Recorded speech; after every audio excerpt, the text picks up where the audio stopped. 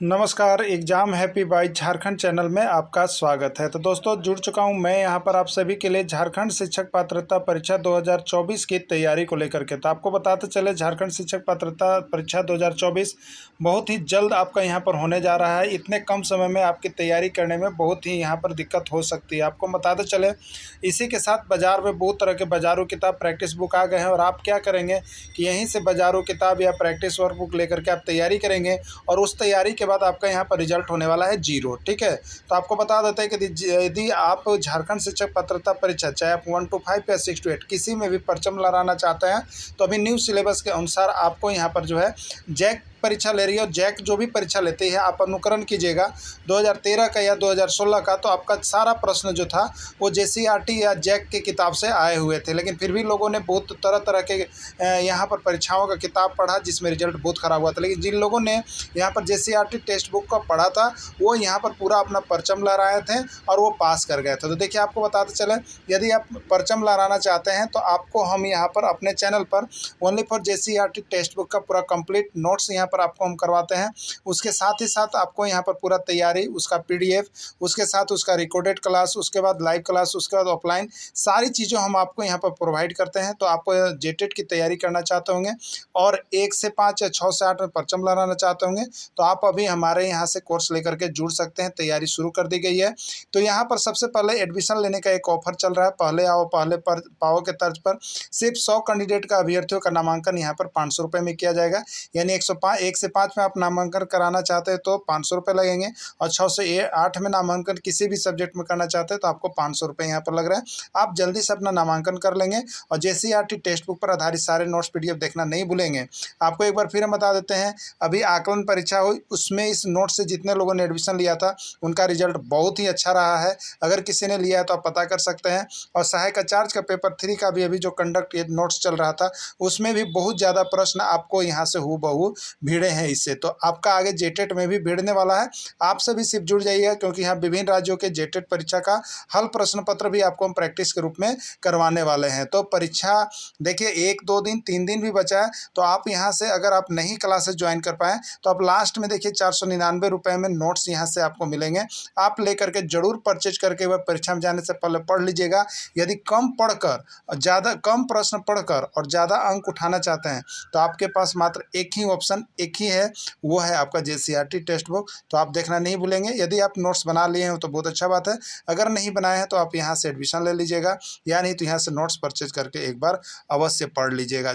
वयस्क व्यक्ति में कुल कितनी हड्डियां होती है? एक वयस्क व्यक्ति में कुल कितनी हड्डियां होती है? एमवीवीआई प्रश्न है। ये प्रश्न अब तक 1001 बार परीक्षा में, अगर सभी परीक्षा का जिक्र कीजिएगा तो बार बार ये पूछा जाता है। बहुत ही सिंपल क्वेश्चन है लेकिन इसमें भी लोग मिस्टेक करते हैं। ठीक है, तो एक वयस्क व्यक्ति में कुल कितनी हड्डियां होती है? तो आपका हो गया यहाँ पर 206। ठीक है, कितना हो गया? 206। अगला है, हमारे शरीर की सबसे बड़ी हड्डी कौन होती है? ये भी प्रश्न जेएसएससी में पूछ दिया गया है और ये देखिए किसका प्रश्न है? जेसीईआरटी टेक्स्ट बुक का है। तो जेसीईआरटी को फॉलो करना भूलिएगा नहीं। देखिए आप और भी किताब देख रहे हो लेकिन उसमें आपको क्या है 100 प्रश्न आप पढ़िएगा और जेसीईआरटी में चैप्टर में कितना प्रश्न मिलेगा? 20 प्रश्न मिलेगा। इस 100 में से 1 मिलने की संभावना, लेकिन इस 20 में से 2 और 3 मिलने की संभावना बनी हुई रहती है झारखंड के एग्जाम में। इसलिए जेसीईआरटी क्या ही ऑब्जेक्टिव क्वेश्चन आपको पढ़ के जाना है। तो हमारे शरीर की सबसे बड़ी हड्डी कौन होती है? फीमर उसको कहते हैं। ठीक है, क्या कहते हैं? फीमर, और उसको कहते हैं जांग की हड्डी। ठीक है, फीमर होती है वो जांग की हड्डी और सबसे बड़ी हड्डी मानी जाती है। अगला है, हमारे शरीर की सबसे छोटी हड्डी कौन है? हमारे शरीर की सबसे छोटी हड्डी कौन है? यह भी प्रश्न जेएसएससी का पूछा गया प्रश्न है। ठीक है, तो हमारे शरीर की सबसे छोटी हड्डी कौन है? फीमर, कंदुका, स्टेप या कोई नहीं है। तो देखिए हमारे शरीर में जो सबसे छोटी हड्डी होती है वो नाम मात्र की होती है, वो होते हैं स्टेप। उसको क्या कहते हैं? स्टेप। कहाँ लगता है? स्टेप उसको कहते हैं। और कौन सी हड्डी होती है, कहाँ होती है? तो कान की हड्डी होती है। किसकी हड्डी होती है? वो कान की हड्डी होती है। कान को आप जब छूइएगा ना तो उसमें हड्डी नाम मात्र के मिलेगा, लेकिन कहीं एक छोटा सा हड्डी कान में होता है उसी को स्टेप कहते हैं और सबसे छोटी हड्डी वो होती है। ठीक है, अगला है, कंधा एवं कमर में कौन सी संधि पाई जाती है? एकदम देखिए इंपॉर्टेंट प्रश्न, कंधा और कमर में कौन सी संधि पाई जाती है? ठीक है, आप याद रखिएगा कंधा और कमर में कौन सी संधि पाई जाती है। तो देखिए कंदुक, कौन सा संधि होता है? कंदुक ना। कंदुक खलिका संधि इसको कहते हैं। कंधा और कमर में कंदुक, कैसे याद रखिएगा, कंधा और कमर में कौन सी संधि पाई जाती है, कैसे याद रखिएगा। तो देखिए यहाँ पर ऑप्शन दे रहा है कंदुक, कंदुक खलिका संधि दिया है ना, कंदुक खलिका संधि, बॉल एंड सॉकेट जॉइंट दिया है। तो कंदुक में देखिए कंदुक यही लिखा हुआ है ना। तो देखिए कन से याद रखिएगा कंधा, कन से क्या याद रखिएगा कंधा, और क से क्या याद रखिएगा कमर। एकदम देखिए इसी में आपका ऑप्शन में ही आंसर छिपा हुआ रहता है, ठीक है। तो कंधा और कमर में कौन सी संधि पाई जाती है, तो कंदुक खलिका संधि पाई जाती है, ठीक है। चलिए अगला देखिएगा, केहूनी एवं घुटनों में कौन सी संधि पाई जाती है, केहूनी एवं घुटनों में कौन सी संधि पाई जाती है। अब देखिए केवाड़ी लगाते हैं ना, केवाड़ी लगाते हैं तो यहाँ पर कब्जा देते हैं, कब्जा देते हैं ना, कब्जा देते हैं। एक केवाड़ी क्या होता है, पूरा गोले गोले नहीं घूम जाता, एक साइड जाकर लॉक हो जाता है, दूसरा साइड नहीं जा पाता। तो उसी तरह से आप देखिएगा केहूनी और घुटना क्या होता है, तो एक साइड आप मोड़ सकते हैं, एक साइड जाकर के लॉक हो जाता है। जब भी आप देखिएगा तो जैसे ये आपका हाथ है, तो इसको आप कीजिएगा तो क्या कीजिएगा, ऐसे है। अभी इसको हम खूब करेंगे तो ऐसे सीधा कर सकता है। अब इसको नीचे नहीं ला सकते हैं, ऊपर ले जा सकते हैं, लेकिन यहाँ पर आके लॉक हो जाए, फिर ऐसे सीधा होगा, नीचे नहीं आ सकता। तो वही केवाड़ी वाला होता है। और केवाड़ी में कब्जा जिसको हिंज कहते हैं हम लोग, ठीक है। तो वही हिंज संधि होता है, केहूनी और घुटना में हिंज संधि पाया जाता है। सिर्फ एक ही दिशा में आप गति कर सकते हैं, ठीक है, जैसे दरवाजे का कब्जा होता है, ठीक है। गर्दन तथा सिर को जोड़ने वाली संधि और कलाई की संधि कौन सी संधि है, गर्दन तथा सिर को जोड़ने वाली संधि कौन सी संधि, कंदुक खलिका संधि, हिंज संधि, धुराग्र संधि या पसली पिंजल संधि, ठीक है। तो ये क्या होता है, धुराग्र संधि होता है। इस संधि में शरीर के अंग आगे पीछे बाएं दाएं घुमाया जा सकता है, ठीक है। ये में आगे पीछे बाएं दाएं चाहे तो घुमाया जा सकता है, तो उसको हम लोग धुराग्र संधि कहते हैं। जबड़ा एवं कपाल के बीच में कौन सी संधि पाई जाती है, जबड़ा और कपाल, ठीक है। जबड़ा और कपाल में कौन सी संधि, कंदुक खलिका संधि, हिंज संधि, अचल संधि, धुराग्र संधि, ठीक है। कंदुक खलिका संधि किस में हो गया, कंधा और कमर में हो गया। हिंज संधि किस में हो गया, तो हिंज संधि आपका घुटना में हो गया, ठीक है। और यहाँ पर केहूनी में हो गया। और यहाँ पर एक धुराग्र संधि किस में, तो धुराग्र संधि आप जिसको घुमा सकते हैं उसमें हो गया। और देखिए जबड़ा और कपाल, इसको जो होता है यहाँ पर अचल संधि होता है, इमूवेबल जॉइंट होता है, ठीक है। जबड़ा को हम क्या करते हैं, घुमा नहीं सकते, वो एक जगह एकदम स्थिर रहता है। कपाल भी क्या होता है, इसको भी घुमा नहीं सकते, एक जगह स्थिर रहता है ना, इसलिए इसको क्या कहते हैं, इमूवेबल जॉइंट, क्या कहते हैं, इमूवेबल जॉइंट, या इसी को हम लोग कहते हैं अचल संधि। इसी को क्या कहते हैं, अचल संधि, इमूवेबल जॉइंट के नाम से जानते हैं, ठीक है। तो चलिए जबड़ा में कपाल को घुमाया नहीं जा सकता है, या स्थिर रहते हैं, इस पर किसी प्रकार गति नहीं दिया जा सकता, इसलिए इसको अचल संधि, मतलब एक ही जगह पर आपका फिक्स रहता है, उसको कुछ भी आप नहीं कर सकते हैं, ठीक है। मेरुदंड कितनी छोटी अस्थियों से मिलकर बनी है, मेरुदंड जो होता है हमारी रीढ़ की हड्डी मेरुदंड, वो कितनी छोटी छोटी अस्थियों से मिलकर बनी हुई होती है, 30, 31, 32 या 33, ठीक है।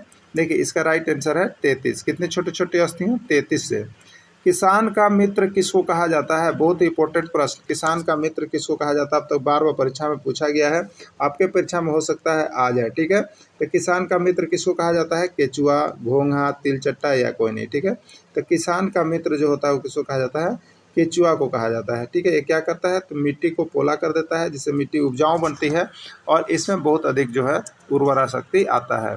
जल की रानी किसको कहते हैं, मछली, केचुआ, तिलचट्टा या सांप। ये भी प्रश्न जेएसएससी में पूछा गया, जल की रानी किसको कहते हैं, तो इसका राइट आंसर हो जाएगा मछली। सब कुछ जेसीईआरटी, सारा कुछ जेसीईआरटी, सब जगह जेसीईआरटी, और झारखंड में एग्जाम लेना है, नौकरी लेना है तो जेसीईआरटी को पढ़ करके जाना है, ठीक है। एक बार जरूर पढ़ना है। तो आप जेसीईआरटी का सारा नोट्स पीडीएफ वीडियो लेना एकदम नहीं भूलिएगा, सारा कुछ यहाँ पर आपको मिल रहा है, ठीक है।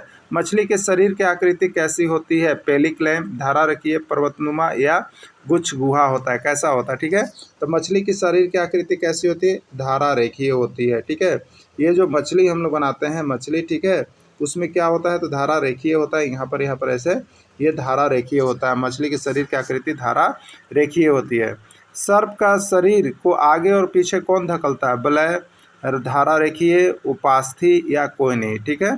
तो यहाँ पर सर्प का शरीर आगे और पीछे जो होता है, उसके नीचे का जो वलय होता है वो आगे धकलता है।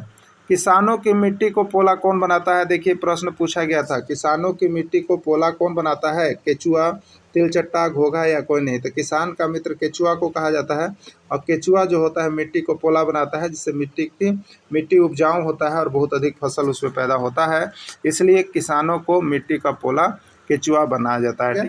वर्तमान में मापने के लिए जिस पत्ती का प्रयोग किया जाता है उसे क्या कहा जाता है? वर्तमान में मापने के लिए जिस पत्ती का प्रयोग करते हैं हम लोग उसको क्या कहते हैं? ठीक है, मीटरी पत्ती, एसआई पत्ती, एमकेएस पत्ती या कोई नहीं। ठीक ना। तो देखिए वर्तमान समय में सभी जगहों में मापने के लिए हम लोग जो पत्ती का इस्तेमाल करते हैं वो होता है एसआई यूनिट, एसआई मात्रक। ठीक है, इंटरनेशनल सिस्टम ऑफ यूनिट, और इसे वो कहते हैं अंतर्राष्ट्रीय पद्धति मात्रक। ठीक है, तो एसआई मात्रक का उपयोग किया जाता है, प्रश्न आया हुआ था। लंबाई का एसआई मात्रक क्या है? लंबाई का एसआई मात्रक क्या है? मीटर, किलोग्राम, सेकेंड या कोई नहीं। ठीक है, तो लंबाई जो होता है वो मीटर में मापा जाता है, तो लंबाई का एसआई मात्रक यहाँ पर मीटर हो जाएगा। अगला प्रश्न है, द्रव्यमान का एसआई मात्रक क्या है? द्रव्यमान का एसआई मात्रक है मीटर, किलोग्राम, सेकेंड या कोई नहीं। ठीक है, तो द्रव्यमान का एसआई मात्रक क्या होता है? किलोग्राम होता है। द्रव्यमान का एसआई मात्रक किलोग्राम होता है। समय का एसआई मात्रक है, समय का एसआई मात्रक क्या है? मीटर, किलोग्राम, सेकेंड या कोई नहीं। तो समय का एसआई मात्रक सेकेंड होता है। क्या होता है? सेकेंड होता है। 1 मीटर में होता है, 1 मीटर में कितना होता है? 10 सेंटीमीटर, 100 सेंटीमीटर, 1000 सेंटीमीटर या कोई नहीं। ठीक है, तो 1 मीटर में कितना होता है? 100 सेंटीमीटर होता है। तो इसमें ऑप्शन क्या हो जाएगा आपका? तो 100 सेंटीमीटर आपका बी में है, तो राइट आंसर मी हो जाएगा। 1 किलोमीटर में होता है, 1 किलोमीटर में 100 मीटर, 1000 मीटर, 10,000 मीटर या कोई नहीं। तो 1 किलोमीटर बराबर कितना होता है? 1000 मीटर होता है। प्रश्न पूछा हुआ है 1 किलोमीटर में 1000 मीटर होता है। देखिए प्रश्न किसी भी तरह से आपको उलझाया जा सकता है, इसलिए सभी चीज़ को एक नज़र आपको जेसीईआरटी का देख करके ही जाना है। देखने में तो आपको लग रहा होगा बहुत हल्का हल्का है, लेकिन हल्का प्रश्न में ही कन्फ्यूजन होगा। एकदम कन्फर्म रहिए, और कन्फर्म प्रश्न जो होता है ना, जिसको आप नहीं देखते हैं वहाँ और ज़्यादा कन्फ्यूजन पैदा होता है। इसलिए कन्फ्यूजन ना पैदा हो, इसलिए सारे तरह के प्रश्न सभी चैप्टर को एक नज़र देख लीजिएगा। इसका एक वीडियो भी आप देख लीजिएगा तो आपको क्लियर हो जाता है। 1 किलोग्राम में कितना होता है? 100 ग्राम, 1000 ग्राम, 10,000 ग्राम। ठीक है, तो 1 किलोग्राम में कितना होता है? 1000 ग्राम होता है। 1000 किस में है? बी में है, बी आपका राइट आंसर हो जाएगा। 1 क्विंटल में होता है, 1 क्विंटल में होता है कितना होता है? 1 केजी, 10 केजी, 100 केजी या कोई नहीं। ठीक, तो 1 क्विंटल जो होता है उसमें कितना होता है? 100 केजी होता है। 1 क्विंटल में 100 केजी होता है। 1 मिनट में होता है कितना होता है? 60 मिनट, 60 सेकेंड, 60 घंटा या कोई नहीं। तो 1 मिनट में कितना होता है? तो 1 मिनट में होता है आपका 60 सेकेंड। 1 मिनट में कितना होता है? 60 सेकेंड होता है। राइट आंसर बी हो जाएगा। 1 घंटा में होता है, 1 घंटा में कितना होता है? 10 मिनट, 40 मिनट, 60 मिनट या कोई नहीं। तो 1 घंटा में कितना होता है? 60 मिनट होता है। 1 दिन में होता है, 1 दिन में कितना होता है? 60 घंटा, 24 घंटा, 26 घंटा या कोई नहीं। तो 1 दिन में कितना होता है? यहाँ पर हम लोग 24 घंटा कहेंगे। ठीक है, 1 वर्ष में होता है, 1 वर्ष में होता है 360 दिन, 362 दिन, 365 दिन या कोई नहीं। 1 वर्ष में कितना होता है? तो 365 दिन होता है। यदि कोई गतिमान वस्तु एक सीधी रेखा में, सरल रेखा में गमन करती है तो उससे क्या कहते हैं? देखिए अगर कोई वस्तु एक सीधी या सरल रेखा में हमेशा जा रही है तो उसको क्या कहते हैं? सरल रेखीय गति, दोलन गति, आवर्ती गति या वर्तुल गति। एक सीधी रेखा में या सरल रेखा में गमन करेगा तो उसको हम लोग सरल रेखीय गति कहेंगे। बंदूक की गोली किस प्रकार के गति का उदाहरण है? बताइए, जब बंदूक से गोली निकलती है तो किस प्रकार की गति का उदाहरण है? जेएसएससी में पूछा गया था। सरल रेखीय गति, आवर्ती गति, वर्तुल गति या कोई नहीं। तो बंदूक की गोली एकदम सरल, एकदम सीधी जाती है। एकदम क्या होता है? सीधी जाती है। जिस एम पर आपने मारा वैसे ही सीधा जाएगा। तो सीधा या सरल रेखा में जाएगा तो उसको सरल रेखीय गति कहेंगे। इसका राइट आंसर हो जाएगा सरल रेखीय गति। 100 मीटर की दौड़ में धावक की गति किस प्रकार की गति का उदाहरण है? ठीक है, 100 मीटर की दौड़ में धावक की गति का किस प्रकार का उदाहरण है? अब देखिए अगर ये 100 मीटर की दौड़ है तो आपको इस तरह का ट्रैक बना हुआ होगा सीधा, और आपको इसी ट्रैक पर एकदम सीधे जाना है। अगर यहाँ 0 है, यहाँ 100 है, तो इस तरह से। तो आप किस गति में दौड़ रहे हैं? एक सीधी गति में दौड़ रहे हैं, सरल गति में दौड़ रहे हैं, इसलिए किस गति का उदाहरण हो जाएगा? तो ये सरल रेखीय गति का उदाहरण हो जाएगा। ठीक है, तो ये सरल रेखीय गति से होगा। ऊपर से गिरते हुए पत्थर की गति कैसी होती है? ऊपर से गिरते हुए पत्थर की गति कैसी होती है? ठीक है, देखिए ये पत्थर ऊपर था, ऊपर से आपने छोड़ा तो वो अगर आप जिस रेंज में छोड़ते हैं उसी रेंज में जाता है, वो सीधा नीचे की ओर गिरता है, सीधा नीचे की ओर आता है। तो सीधा जो चलेगा उसको सरल रेखीय गति हम लोग कहेंगे। तो ऊपर से गिरते हुए पत्थर की गति जो होती है वो कैसी होती है? सरल रेखीय गति होती है। सीधी सड़क पर चलती हुई वाहन की गति, सीधी सड़क, एकदम सड़क सीधी है और उस पर जो वाहन चल रही है वो किस प्रकार की गति है? सरल रेखीय गति है, आवर्ती गति है, वर्तुल गति है या कोई नहीं। तो यह किस प्रकार की गति का उदाहरण होगा? तो वैसी गति जो सरल रेखा या सीधी रेखा पर होती है उसको हम लोग सरल रेखीय गति कहते हैं। इसका राइट आंसर ए होगा। सैनिकों के मार्च पास्ट की गति किस प्रकार का उदाहरण है? सैनिकों के मार्च पास्ट की गति, ठीक है। सैनिक का जो मॉक ड्रिल होता है ना, तो क्या होते हैं? हमेशा सीधे एक लाइन से चलते हैं, ठीक है। कैसे होते हैं? एक लाइन से सीधी रेखा में सभी चलते हैं। तो ये जो मार्च पास्ट होता है सीधी रेखा में होती है और ये सरल रेखीय गति का उदाहरण हो जाएगा आपका। अगला है, यदि कोई वस्तु गोल गोल वृत्ताकार पथ पर गति करती है तो उसे कौन सी गति कहते हैं? सरल रेखीय गति, आवर्ती गति, वर्तुल गति या कोई नहीं, ठीक है। तो देखिए, अगर गोलाकार पथ पर यानी वृत्तीय पथ पर यानी गोले गोले आप गति करेंगे या वृत्त के अनुसार गति करेंगे तो उस प्रकार की गति को हम लोग क्या कहेंगे? वृत्तीय गति कहेंगे, वर्तुल गति कहेंगे, ठीक है। अगला है, पृथ्वी का सूर्य के चारों ओर परिक्रमण करना किस प्रकार की गति का वर्णन है? जेएसएससी में पूछे गया प्रश्न है, अन्य राज्यों के जेटेट में पूछा गया है, ठीक है। यदि आपको जेटेट का तैयारी करना होगा तो देखिए उसका भी बैच हमने प्रारंभ कर दिया। जेटेट के लिए तो आपको बताते हैं यहाँ से 100% स्कोर करेंगे जी। जेटेट के लिए अगर आपको देना होगा 100% यहाँ से स्कोर आपको हम ले जाएंगे और 60% क्या हमको 70% नंबर ला करके देंगे, क्योंकि उसका सभी राज्यों का जो है आपको प्रश्न पत्र भी यहाँ पर बना हुआ है। साथ में सारा उसका नोट्स जो है इस तरह से कंप्लीट है, जो कि जेसीईआरटी से ही 100% आता है जैक का, तो वहाँ तो आपका 100% स्कोर हम करवा देंगे। जो जेटेट के लिए होंगे वो भी अलग से क्लासेस चलेगी, वो जुड़ जाइएगा, ठीक है। तो पृथ्वी का सूर्य के चारों परिक्रमण यानी किस गति पर गति कहते हैं? ये वृत्तीय गति यानी गोलाकार गति। वृत्तीय गति पर पृथ्वी सूर्य चारों तरफ से घूमते रहते गोलाकार रूप से, तो किस गति में चला जाएगा यहाँ पर? तो वृत्तीय गति में, यानी पृथ्वी का सूर्य के चारों ओर वृत्तीय गति में चला जाएगा। बिजली के पंखे के पंखड़ियों की गति बताइए किस प्रकार का होगा? किस प्रकार का होगा? तो ये वृत्तीय गति होगा, वर्तुल गति होगा, क्योंकि गोले गोले घूमता है ना, तो ये वर्तुल गति या वृत्तीय गति में चला जाएगा। घड़ी के सेकेंड सुई की गति का उदाहरण है? सरल रेखीय गति, वर्तुल गति, आवर्ती गति या कोई नहीं। तो किस प्रकार की घड़ी का सुई है? ये गोलाकार पाथ पर हमेशा घूमते रहता है, एक निश्चित समय में घूमते रहता है जी। तो ये वर्तुल गति होगा, नहीं तो वृत्तीय गति चला जाएगा, ठीक है। वैसी गति जिसमें वस्तुएं एक निश्चित समय अंतराल के बाद अपनी गति को दोहराती है उससे क्या कहते हैं? देखिए, अगर कोई वस्तु एक निश्चित समय अंतराल पर आगे पीछे चलते रहती है तो वैसी गति को ही तो हम लोग कहते हैं आवर्ती गति। वैसी गति को क्या कहते हैं?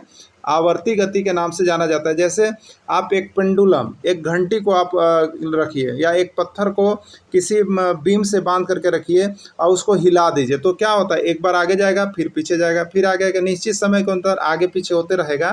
तो ये जो हिला रहे हैं आप इस पत्थर को एक धागे के साथ, तो ये आवर्ती गति है। या झूले की गति जी, झूला आप झूलते हैं ना, जितना स्पीड में आगे जाइएगा फिर उतने ही पीछे, फिर आगे, फिर एक निश्चित समय अंतराल में यह क्या करते रहेगा? उतनी जगह पर दोहराते रहेगा, तो उसको आवर्ती गति में डालिएगा, ये आवर्ती गति आपको चला जाएगा, ठीक है। किसी लोलक की गति, देखिए आ गया लोलक की गति, जेएसएससी में पूछ भी दिया था लोलक की गति। तो सरल रेखीय गति है, वर्तुल गति, आवर्ती गति कोई नहीं। सरल रेखीय गति क्या हुआ जी? अभी आपको बताए थे कि ये सरल रेखा, सीधी रेखा में आप चलिएगा तो सरल रेखीय गति हो गया। वर्तुल गति किसी गोलाकार पाथ पर आप घूमते रहिएगा तो वर्तुल गति है। आवर्ती गति का मतलब कि एक निश्चित समय अंतराल के बाद आप किसी चीज़ को दोहरा रहे हैं तो आवर्ती गति है। जैसे झूले की गति आप कह सकते हैं, यहाँ पर आप घड़ी के लोलक की गति कह सकते हैं। अगला है, झूला झूलते हुए बच्चे की गति किस प्रकार की गति का उदाहरण है? आया हुआ प्रश्न है जेएसएससी का। झूला झूलते हुए बच्चे की गति किस प्रकार की गति का उदाहरण है? सरल रेखीय गति, वर्तुल गति, आवर्ती गति या कोई नहीं, ठीक है। तो झूला झूलते हुए बच्चा में क्या होगा? जैसे ये झूला है, मान लीजिए झूला आपने यहाँ पर हटाया तो झूला एक बार यहाँ जा रहा है, फिर यहाँ आ रहा है, फिर यहाँ जा रहा है, फिर यहाँ जा रहा है, फिर यहाँ जा रहा है, फिर यहाँ पर रुक जाता है। तो क्या होता है? एक निश्चित समय अंतराल के बाद यदि कोई किसी चीज़ को दोहरा रहा है तो आवर्ती गति है। इसका राइट आंसर आवर्ती गति हो जाएगा, ठीक है। सितार की डोरी की गति का उदाहरण है? सितार का जो होता है उसके डोरी की गति, आवर्ती गति, सरल रेखीय गति, वृत्तीय गति। सरल रेखीय गति सरल रेखा में चलने से होता है, वृत्तीय गति गोलाकार, आवर्ती गति उसी चीज़ का एक आगे पीछे कर्म करने में। सितार की डोरी को जब हम खींचते हैं तो वह क्या करता है, कंपन करता है, आगे पीछे लगातार दोहराते रहता है, इसलिए किस में चल जाएगा, आपको आवर्ती गति में चला जाएगा। ठीक है, अगला देखिएगा, फर्श पर लुढ़कती हुई गेंद में किस प्रकार की गति का उदाहरण है। फर्श पर लुढ़कती हुई गेंद में किस प्रकार की गति का उदाहरण है। सरल रेखीय गति, वृत्तीय गति, ए और बी दोनों, या कोई नहीं। ठीक है, तो फर्श पर लुढ़कती हुई गेंद ना, ये सरल रेखीय गति, वृत्तीय गति, ए और बी दोनों। देखिए यहाँ पर जो है इसका आंसर ए और बी दोनों हो सकता है, नहीं तो सरल रेखीय गति भी होगा, वृत्तीय गति भी होगा, ऑप्शन जैसा होगा देख लीजिएगा, इसमें दोनों हो जाएगा। यदि कोई वस्तु अपनी दिशा हर समय बदलते रहती है तो यह किस प्रकार का उदाहरण है, किस प्रकार का गति का उदाहरण है। सरल रेखीय गति में दिशा नहीं बदलता है, एक निश्चित दिशा में जाती है। वृत्तीय गति में ये गोलाकार पथ पर घूमती है। अनियमित गति, तो देखिए आपका अगर गति हर समय बदल रहा है, हर स्थान पर बदल रहा है, तो ये अनियमित गति है। क्या है, अनियमित गति के अंतर्गत आता है इस प्रकार का उदाहरण। फूलों पर मंडराती हुई तितली की गति किस प्रकार की गति का उदाहरण है। फूलों पर मंडराती हुई तितली, देखिए ये तितली जो है ना, ये कभी बाएं जाती है, कभी दाएं जाती है, कभी ऊपर जाती है, कभी नीचे जाती है। इसका गति का जो होता है कोई निश्चित नहीं होता है। तो ऐसी गति को हम लोग क्या कहते हैं, अनियमित गति कहते हैं। क्या कहते हैं, अनियमित गति। तो यहाँ पर देखिए बी ऑप्शन में आपको अनियमित गति दिया गया है, इसलिए इसका राइट आंसर हो जाएगा अनियमित गति। मौत के कुआं में चलती हुई कार की गति है, बताइए। मौत का कुआं देखते होंगे ना, प्रश्न आया हुआ था। और मौत के कुआं में चलती हुई कार की गति, या आप कह सकते हैं हीरो होंडा की गति, साइकिल की गति किस प्रकार का है। वर्तुल गति है, सरल रेखीय गति है, आवर्ती गति है, या कोई नहीं। ठीक है, तो देखिए यह जो है वृत्तीय गति में भी जाएगा। ठीक है, किस में जाएगा, वृत्तीय गति में जाएगा, क्योंकि गोल और वृत्ताकार पथ पर यह कार जो है घूमते रहती है, इसलिए वर्तुल या वृत्तीय गति में चला जाएगा। विश्व जल दिवस मनाया जाता है, विश्व जल दिवस मनाया जाता है कब। ये प्रश्न आपको बता देते हैं, अगर आप शिक्षक पात्रता परीक्षा देने जा रहे हैं तो यह प्रश्न आपका हरियाणा टेट में 3 बार, यूपी टेट में 4 बार, पी टेट में 1 बार और बी टेट में 1 बार। ठीक है, ये प्रश्न पूछा हुआ है, इतना जगह देखिए ये प्रश्न पूछ दिया है। इसको थोड़ा सा कन्फ्यूजन को हम लोग दूर करेंगे यहाँ पर। ठीक है, क्योंकि इसी के साथ साथ कन्फ्यूजन भी दूर होना चाहिए। देखिए यहाँ पर जो एक ऑप्शन आपको दिख रहा है, यहाँ पर 22 मार्च, 22 अप्रैल, 22 मई और 22 जून, सब 22 है। ठीक है, तो एक चीज़ याद रखिएगा, 22 मार्च और 22 अप्रैल, ये दोनों से एक प्रश्न आपका रहता है। ठीक है, तो देखिए यहाँ पर हम जो है, ये क्या है, ये समझिएगा, ये धरती है। क्या है, ये धरती है। इसके ऊपर हम क्या करेंगे, जल ले रहे हैं। ये क्या ले रहे हैं, जल ले रहे हैं। ठीक है, ये जल ले रहे हैं। तो पहले कौन है, तो ऊपर में जल है और नीचे में पृथ्वी है। तो जल है और पृथ्वी है, तो 22 तारीख है, तो मार्च और अप्रैल हमको याद रखना है। तो ऊपर वाला हो जाएगा 22 मार्च और ये नीचे जो ये है वो हो जाएगा 22 अप्रैल। यानी 22 मार्च को हम मनाएंगे क्या चीज़, जल दिवस। 22 मार्च को जल दिवस मनाएंगे और 22 अप्रैल को पृथ्वी दिवस मनाएंगे। कैसे याद रखेंगे, 22 मार्च और 22 अप्रैल में जो आपका कन्फ्यूजन है, इस तरह से करेंगे। ठीक है, सबसे पहले ये पृथ्वी हो गया और उसके ऊपर क्या करेंगे, हम लोग जल ले लेंगे। क्या करेंगे, इस तरह से जल ले लिए। ठीक है, तो जल कहाँ है, ऊपर है, यानी पहले है, और पृथ्वी जो है बाद में है। ठीक है, तो इसमें जल को हम लोग करेंगे 22 मार्च, जल को 22 मार्च और पृथ्वी को 22 अप्रैल।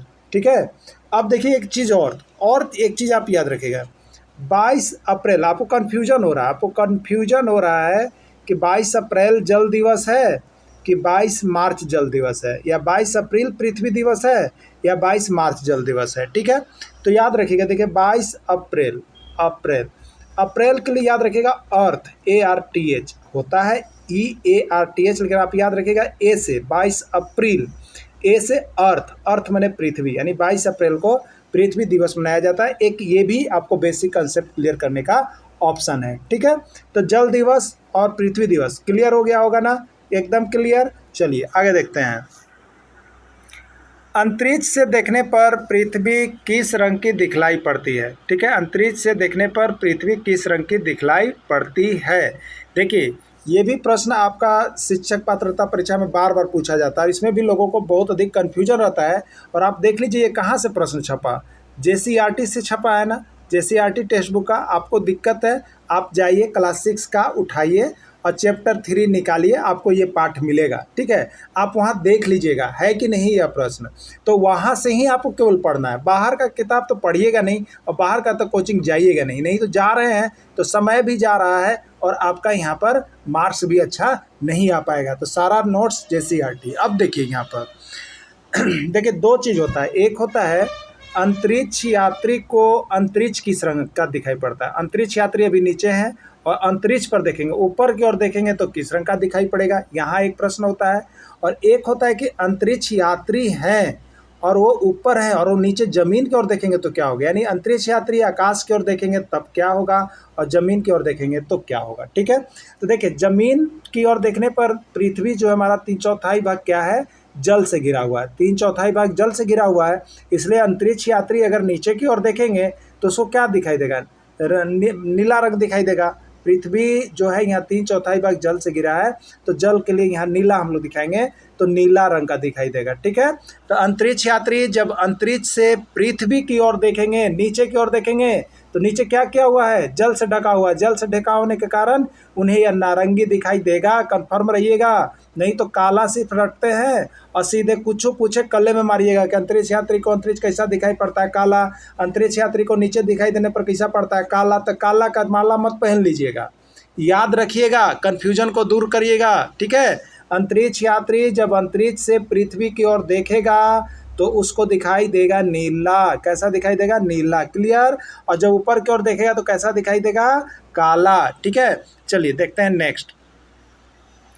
पृथ्वी पर कितना भाग जल है, 2/3 भाग, 3/4 भाग, 1/2 भाग या कोई नहीं। प्रश्न 101 बार अभी तक के शिक्षक पात्रता परीक्षा में पूछ दिया गया है। ठीक है, तो पृथ्वी पर कितना भाग जल है, तो इसको हम लोग लेते हैं 3/4 भाग खास करके लेते हैं। ठीक है, कहीं कहीं ऑप्शन में आपको 2/3 भी मिल जाएगा, लेकिन जब 3/4 रहेगा तब 3/4 को ही मारेंगे। ठीक है, चलिए नेक्स्ट देखिएगा। कितना प्रतिशत भाग जल समुद्र में पाया जाता है, कितना प्रतिशत भाग जल समुद्र में पाया जाता है। प्रश्न ये अभी तक के एग्जाम में यूपी टेट में एक बार पूछा गया था और सीजी टेट में एक बार पूछा गया है। ठीक है, हो सके आपके एग्जाम में भी आ जाए। तो कितना प्रतिशत भाग जब जल समुद्र में पाया जाता है, याद रखिएगा समुद्र में जो जल पाया जाता है वो 97% भाग जो है समुद्र में पाया जाता है। और समुद्र का जल होता है खारा।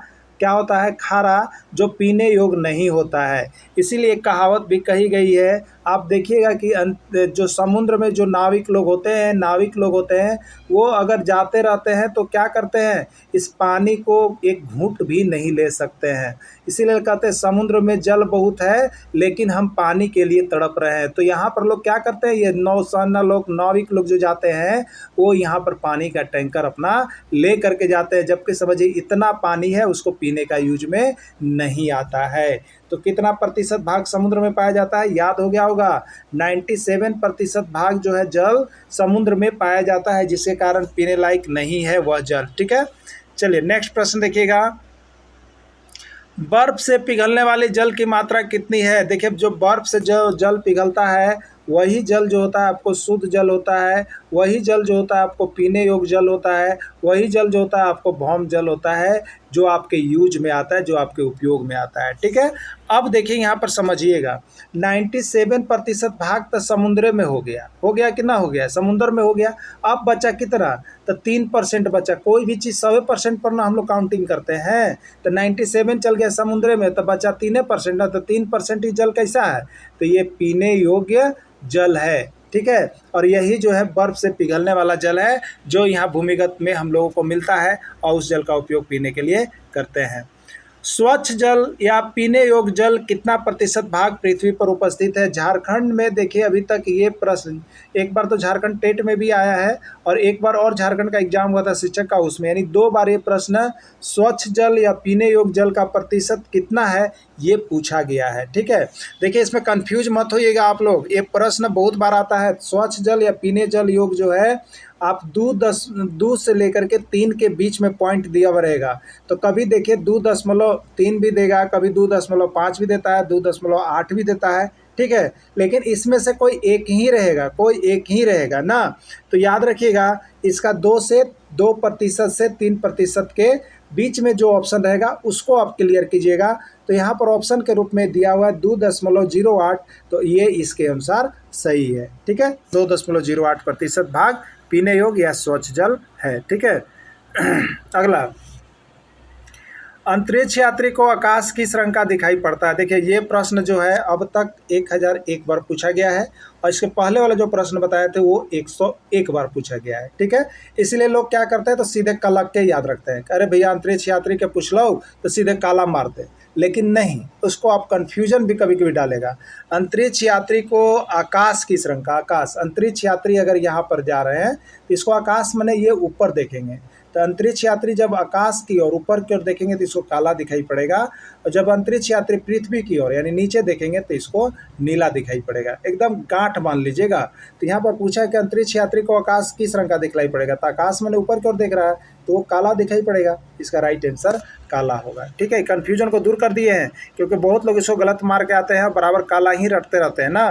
तो देखिए, अंतरिक्ष से पृथ्वी नीचे की ओर देखने पर यह पृथ्वी नीले रंग की दिखाई पड़ती है, जबकि अंतरिक्ष से ऊपर आकाश की ओर देखने पर आकाश काला रंग का दिखलाई पड़ता है। दोनों को यहाँ पर कन्फ्यूजन आप लोग दूर। देखिए, सबसे बड़ी चीज़ है कि आप जो है बेसिक पॉइंट कन्फ्यूजन को दूर रखिएगा, नहीं तो जानते सभी को ही है, इसी में कन्फ्यूज कर करके एक एक नंबर आपका कम होते जाएगा। ठीक है, और यहाँ पर आप देखिएगा JCERT में इतना अच्छा अच्छा प्रश्न निकला है कि क्या आप लूसेंट और क्या मिलेगा, सब चीज़ इसमें मिक्सअप है। अगर 6 to 10 तक का केवल आप कंप्लीट कर लेते हैं तो जीके तो कभी छूटेगा ही नहीं छूटेगा। ठीक है, तो देखिए, आप अगर यहाँ पर 1 to 5 की तैयारी कर रहे हैं, 1 to 5 की अगर तैयारी कर रहे हैं तो ये आपको जीके सेक्शन में ही चला जाएगा, और 6 to 8 की तैयारी कर रहे हैं तो ये आपका विज्ञान सेक्शन में काम करेगा। ठीक है, तो कोई दोनों तैयारी कर रहे हैं तो वो इनके लिए है, वो देखेंगे ही देखेंगे। ठीक है, चलिए देखिए अगला,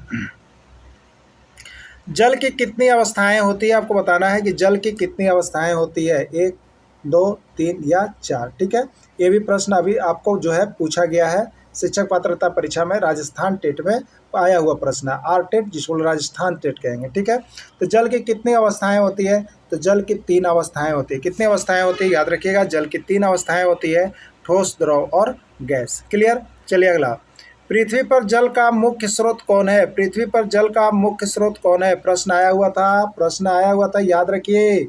ये आपका CG TET, UP TET, MP TET तीनों में पूछा गया है, याद रखिएगा, आपका भी प्रश्न छप रहा है। पृथ्वी पर जल का मुख्य स्रोत है वर्षा का जल, सतही जल, भूमिगत जल या कोई नहीं। ठीक है, तो पृथ्वी पर जल का जो मुख्य स्रोत होता है वो आपको वर्षा का जल ही माना जाता है। वर्षा का जल इसका राइट आंसर हो जाएगा। ठीक है, अगला, वर्षा के जल में धूलकण, सल्फर तथा नाइट्रोजन के ऑक्साइड आदि घुले रहते हैं। इस प्रकार के वर्षा को क्या कहते हैं? देखिए, वायुमंडल में जो है, वायुमंडल जो हमारा एटमॉस्फेयर है उसमें sulphur dioxide gas, sulphur, nitrogen, ये सभी क्या रहते हैं? घुले रहते हैं।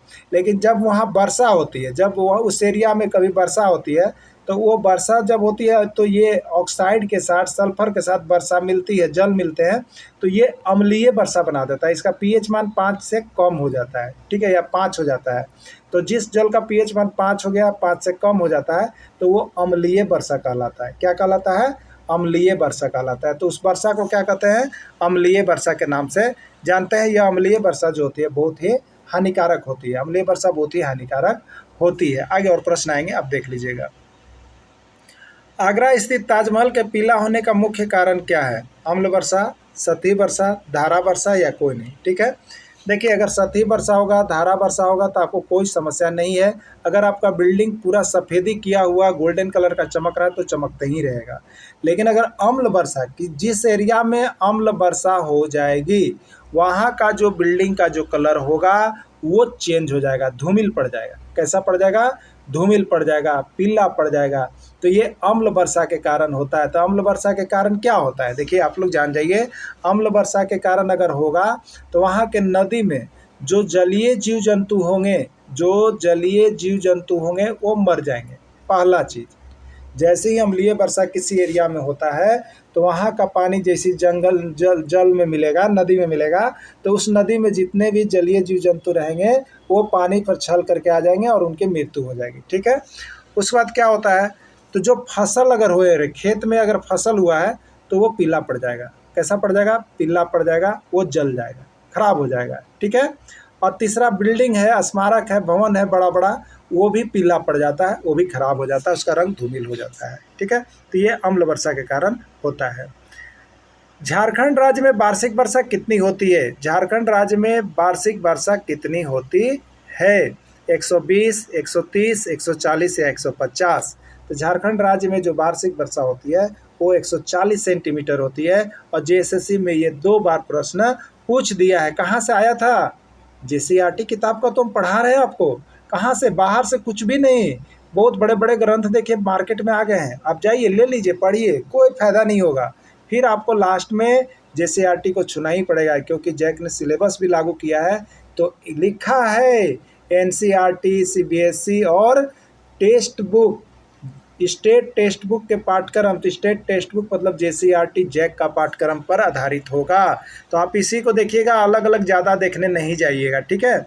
भौम जल के स्तर में कमी आने का मुख्य कारण क्या है? पृथ्वी में जो भौम जल है, पृथ्वी के अंदर जो जल है, उसका स्तर में देखिए बराबर गिरावट आ रहा है। यानी अगर अभी पानी जो है एक 60 फीट पर आपको कभी मिल रहा होता था, तभी 80 फीट पर अभी मिल रहा है।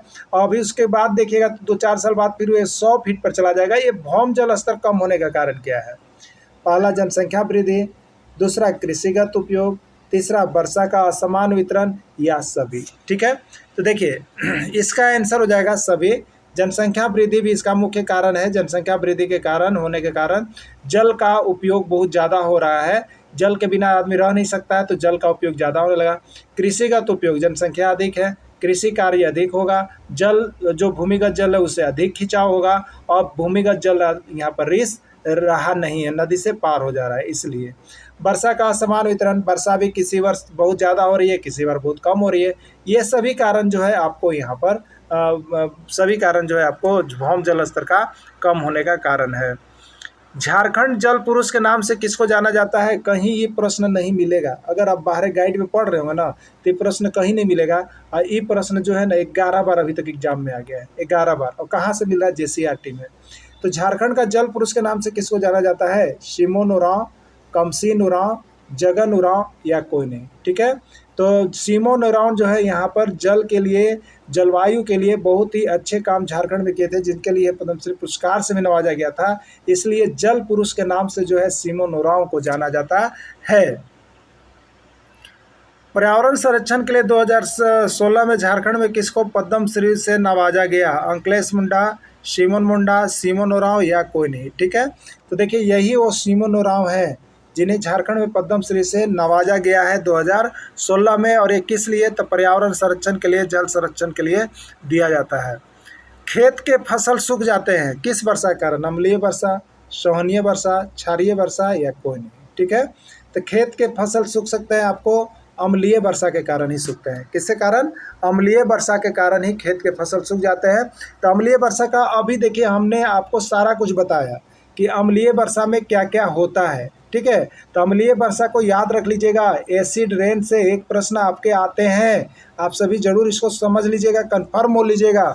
दिक्कत तो बात कर लीजिएगा मोबाइल से। आपको बहुत सारी सुविधा हमारे चैनल पर दी जा रही है।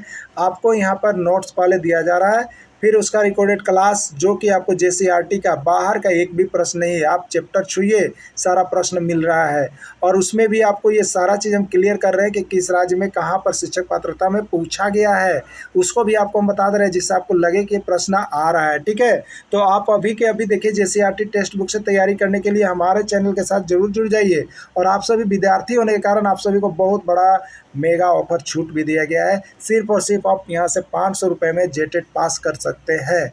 1 से 5 या 6 से 8 दोनों के लिए 5500 रुपये। और यहाँ पर अगर दोनों लेना है तो सिर्फ और सिर्फ 900 रुपये में आप दोनों जेटेट कंप्लीट कीजिएगा। घर बैठे तैयारी कीजिएगा, घर बैठे आपको सारी सुविधा मिलेगी। इसलिए अभी के अभी वीडियो देखने के बाद जरूर जुड़ जाइएगा, ठीक है। चलिए अगला देखिएगा। तो इस तरह से यहाँ पर ये वर्षा जल का उपयोग भौम जल स्तर की पुनः पूर्ति के लिए किया जाता है, उसे कहते हैं वर्षा जल संग्रहण, जल डैम, या कोई नहीं, ठीक है। तो देखिए अभी क्या करते हैं कि हम लोग वर्षा जल का यहाँ पर डैम बना करके अति बना करके वर्षा जल उसका संग्रहण करते हैं। तो ये क्या करता है, भौम जल का स्तर को बढ़ाता है, भौम जल का स्तर। तो ये भौम जल का स्तर बढ़ाने के लिए हम लोग ये क्या कर रहे हैं, तो वर्षा जल का संग्रहण कर रहे हैं। ठीक है, जब संग्रहण करेंगे तभी भौम जल स्तर हमारा बढ़ेगा। तो ये वर्षा जल संग्रहण के नाम से जाना जाएगा। स्वाद में होते हैं, अम्ल स्वाद में होते हैं, आपको बताना है खट्टा, मीठा, तीखा या कड़वा। यूपी टेट में 2 बार, एच टेट में 1 बार, राजस्थान टेट में 1 बार पूछा गया प्रश्न है। तो अम्ल स्वाद में कैसे होते हैं, अम्ल स्वाद में खट्टे होते हैं। इसका राइट आंसर ए होगा। सारा प्रश्न देखिए आया हुआ आपको हम यहाँ पर बताते चलते हैं। आपको यहाँ पर सारा PDF हैंड रिटेन नोट्स देते जाते हैं, तो आप सभी अभी के अभी अवश्य जुड़िएगा। ठीक है, इसमें कौन अम्लीय है आपको बताना है, इसमें कौन अम्लीय है, नींबू, संतरा, दही या सभी।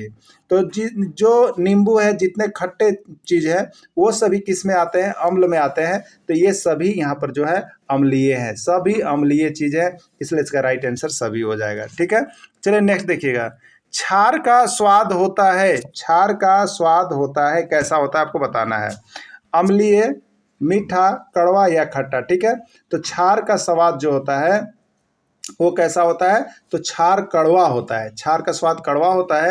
ये राजस्थान टेट में 1 बार और हरियाणा टेट में 1 बार। ठीक है, पूछा गया प्रश्न क्षार का स्वाद होता है, राइट आंसर इसका कड़वा हो जाएगा। कैसा होता है, कड़वा होता है। अगला, सिरका में कौन सा अम्ल पाया जाता है। देखिए ये प्रश्न आपको बता देते हैं किसमें कौन सा अम्ल पाया जाता है। एक प्रश्न आपके एग्जाम में छपेगा, तो छपेगा 101% आपको हम गारंटी दे रहे हैं, 101% गारंटी दे रहे हैं। आप सभी इसको जरूर देख लीजिएगा। और JCERT का जितना जो टॉपिक दिया जा रहा है आप तो देखना कभी भी मत भुलाइएगा, नहीं तो आप इसमें कहीं ना कहीं आप धोखा खाने जा रहे हैं। और बहुत से लोग फेस का चक्कर में पड़े हुए हैं कि हम फेस वाला वीडियो देखेंगे। आप देखिए कोई बात नहीं है, लेकिन आपको JCERT कहीं नोट्स किसी ने भी नहीं बनाया। ठीक है, सबको सिर्फ और लुसेंट और यहाँ पर अरिहंत और आपको यहाँ पढ़ाने में लगे हुए शिवांगन, वो सब कुछ नहीं आएगा, धरा का धरा रह जाएगा। देखिए इतने मेहनत से आपको ये नोट्स बना हुआ है, वो आप लेकर के पढ़िए। और पढ़िएगा तो 101% गारंटी ही दे रहे हैं हम आपको कि आपका रिजल्ट होगा तो होगा। इसलिए आप देखने के बाद यहाँ से पूरा PDF और पूरा क्लास जरूर देखिए। आपको बहुत कम समय में सारा चैप्टर वाइज हम आपको कंप्लीट करवा देंगे और वहां से आपका क्लियर हो जाएगा जेटेट। ठीक है, तो सिरका में कौन सा अम्ल पाया जाता है, एसिटिक अम्ल, फॉर्मिक अम्ल, साइट्रिक अम्ल या लैक्टिक अम्ल। ठीक है, तो सिरका में जो होता है यहाँ पर आपको एसिटिक अम्ल पाया जाता है। सिरका में कौन सा अम्ल पाया जाता है, एसिटिक अम्ल पाया जाता है, याद रखिएगा। चींटी के डंक में कौन सा अम्ल पाया जाता है, देखिए होता क्या है ना, चींटी का डंक में कौन सा अम्ल पाया जाता है, 101 बार ये प्रश्न पूछा गया है। और हर राज्य, नाम क्या ले आपको, हर राज्य के शिक्षक पात्रता परीक्षा में प्रश्न आया है, हर राज्य की बात बता देते हैं, यहाँ तक भी आया हुआ है। ठीक है, तो चींटी के डंक में कौन सा अम्ल पाया जाता है, फॉर्मिक अम्ल, साइट्रिक अम्ल, लैक्टिक अम्ल या एसिटिक अम्ल। तो देखिए डंक वाली चीज़ों को आपको बता देते हैं, कभी देगा डंक, डंक खाली याद रखिएगा। डंक वाली चीज़ें जितनी होती है ना, वो हमारे बॉडी में जब काटते हैं तो बॉडी में फॉर्मिक अम्ल छोड़ देते हैं। कौन सा अम्ल छोड़ देते हैं, फॉर्मिक अम्ल छोड़ देते हैं। और यही फॉर्मिक एसिड जो है हमको क्या करता है, तो हमारे शरीर में बहुत अधिक जलन देने लगता है। ठीक है, तो डंक वाली चीज़ें में फॉर्मिक अम्ल मार दीजिएगा एग्जाम में, फॉर्मिक अम्ल आपका सही होगा। ठीक है, तो किसी के भी डंक में फॉर्मिक अम्ल है जिससे शरीर को हमारा नुकसान होता है।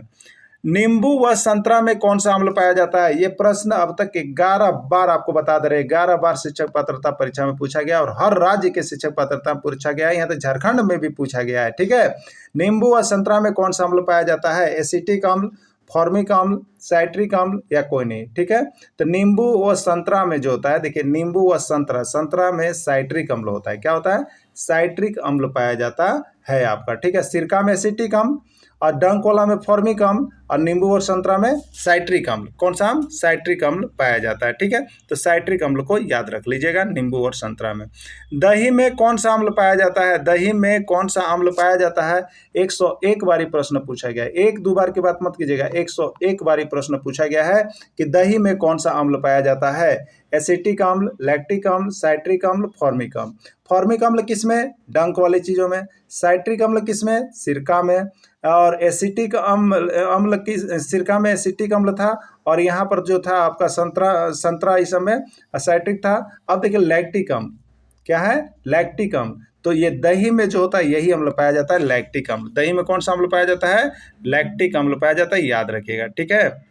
आंवला में कौन सा अम्ल पाया जाता है? आंवला में कौन सा अम्ल पाया जाता है आपको बताना है।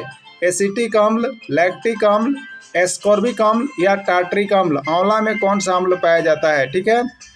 तो आंवला में जो होता है आपको एस्कॉर्बिक अम्ल पाया जाता है। और ये 11-12 अभी तक एग्जाम में पूछा गया है। आप देखिएगा आंवला वाला प्रश्न, तो ये भी प्रश्न आपका इंपॉर्टेंट है। यानी जेसीईआरटी में सारा प्रश्न केवल इंपॉर्टेंट ही होता है, उससे एक बाहर नहीं आ रहा। कुछ भी प्रश्न आपका कहीं भी जुड़ सकता है। तो सभी को जेसीईआरटी के प्रति आइए और सबको जुड़ करके यहाँ से पढ़िए।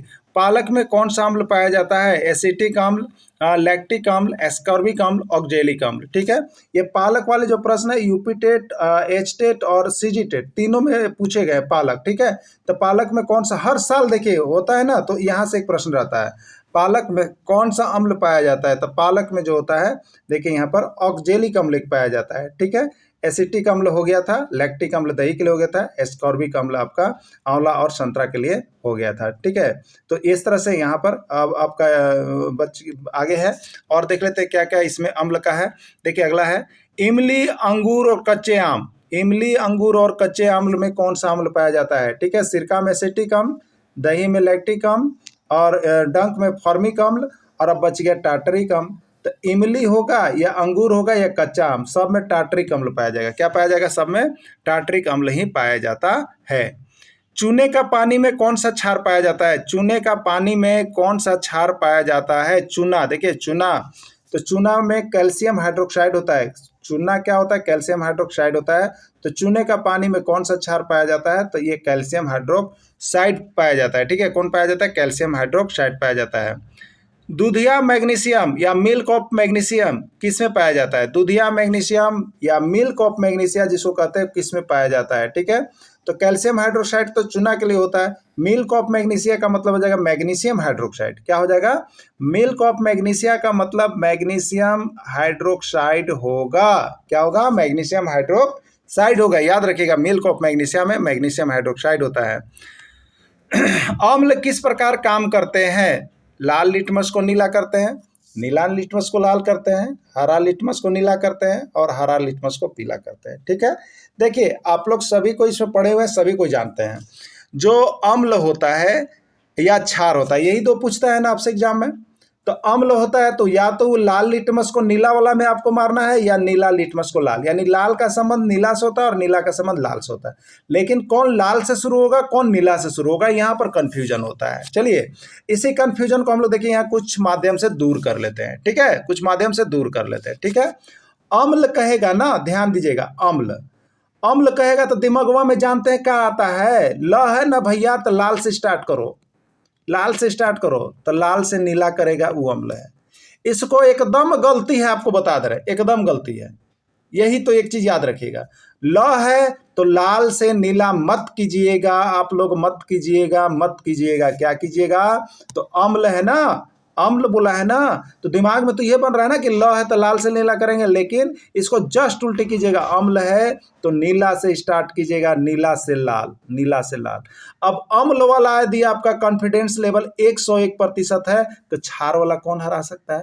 जब अम्ल ही मेरा नीला से लाल हो गया तो क्षार का होगा? लाल से नीले ना होगा, दुइये को तो हो ही भी करता है, होता है कि ना होता है। तो एक ऊपर कॉन्फिडेंस बना लीजिए, अम्ल पर क्षार अपने आप बन जाएगा। तो अम्ल के लिए हम क्या बोले, इसे आपको जो अच्छा लगेगा आप याद कर लीजिएगा। लेकिन हम यही जानते हैं कि अम्ल आता है ना, तो अधिकतर लोग हम ये सुनते हैं कि लाल से नीला करता है, भैया मारिए ना आप भी टिकवा। नहीं, अम्ल है, ल है तो लाल से मत स्टार्ट कीजिए, नीला से स्टार्ट कीजिए, नीला से लाल, नीला से लाल। एक अम्ल वाला जब आपका कंफ्यूजन दूर रहेगा ना तो क्षार तो ऑटोमेटिक बन जाएगा, जस्ट उल्टा होगा। यदि अम्ल नीला से लाल कर रहा होगा तो क्षार लाल से नीला करेगा। क्लियर हो गया ना?